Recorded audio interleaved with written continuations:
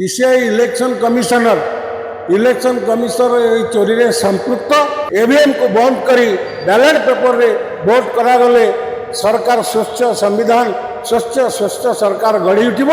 BJP सरकार EVM को tapering करी बोगस वोट पूरे एवं वोट जीति चली। राहुल गांधी जो डाकरा वोट चोरी विषय मत राष्ट्रपति भवन से जीते वोट चोरी आवाज उठेबे आपण जाऊँ कौन कहे?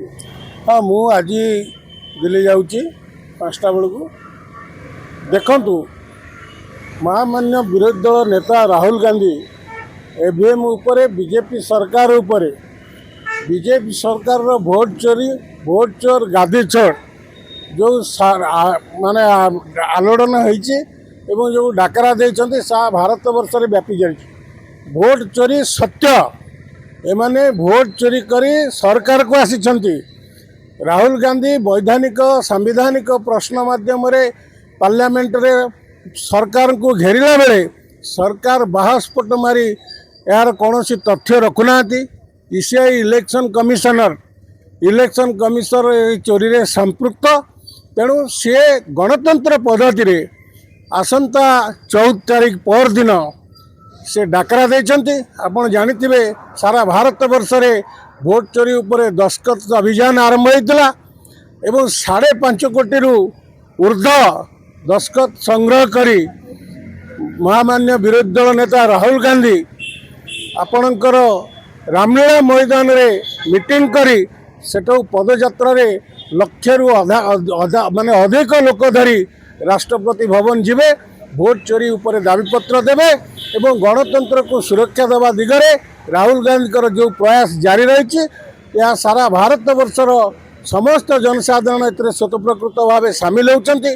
आम जटणी निर्वाचन मंडल आमे माने जाऊँ मान्यवर विधायक पूर्वतन विधायक सुरेश कुमार राउतराय जाइछन्ति एवं समस्ते आमे भोट चोरी को निंदा करुचु।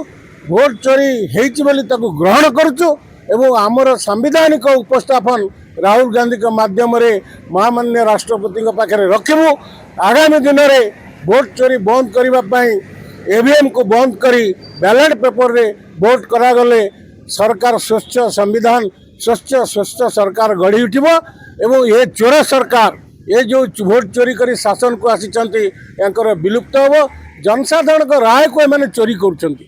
जनसाधारण राय चाहूचंती जन को प्रतिनिधित्व दायित्व देवाई किंतु बीजेपी सरकार ईवीएम को टैपरिंग करी बोगस वोट पूरे एवं वोट जीति चली सारा भारत वर्ष रे या बंद करने उद्देश्य रे गणतंत्र को सम्मान दे बैलेट बक्स रे बैलेट पेपर रे वोट करने राहुल गांधी जो प्रयास जारी रही आमे ताको स्वागत करुचु।